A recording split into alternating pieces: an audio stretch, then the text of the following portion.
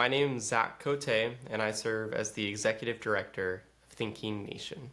One of the historical thinking skills that we focus on is historical significance. So when I think of historical significance, I really dwell on the word significance. So often when we talk about history, we talk about relevance. How do I see myself in this history? Or why does this history matter to me? But the problem with both of those questions are that they center us, the student or the scholar. Relevance is really centering the person studying the past, and significance centers the people that we study. So let's start with the definition of historical significance. At Thinking Nation, we say that thinking historically means identifying and exploring the reasons why historical people, places, events, and ideas are worth remembering. That is, their historical significance.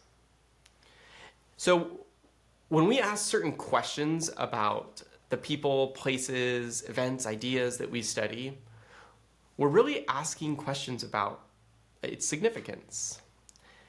And so the way that we think about how to evaluate historical significance can really be divided in 5 ways. So first, assessing significance is a question of who. Who was affected by what you're studying?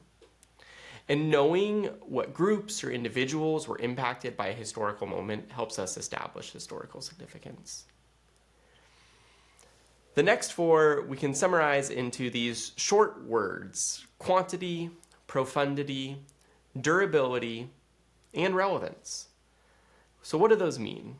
Well, quantity is how many people were affected.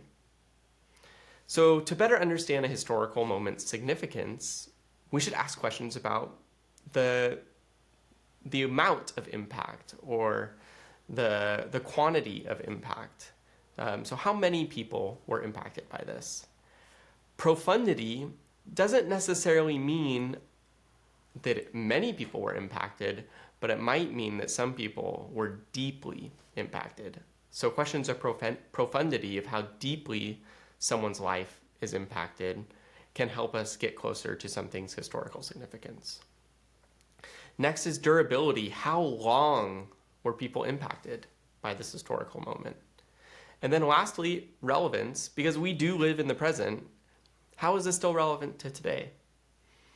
What parts of living today are seen in the past that we study? And this kind of brings another historical thinking skill of continuity and change over time, right? And understanding the continuities between past and present, and how we can use the past to better inform our interactions with the present. So these 5 lenses help us better establish historical significance. And when we can establish historical significance in this scholarly way, we're kind of removing ourselves from the impact of the study of the past. And I think this is important. Here I am, and I live in an individualistic society. I live in a society of the selfie, or social media, of sharing what's so great about my life and what I'm doing. But historical significance pushes us beyond that type of narcissism, right? Where we cast the past or the present in our own image, and rather historical significance asks us to think about those who we are studying. And what that really allows us to do is to better understand who we study. When the significance of a historical moment is our aim rather than its relevance to us, we can do our job of understanding the past a little bit better.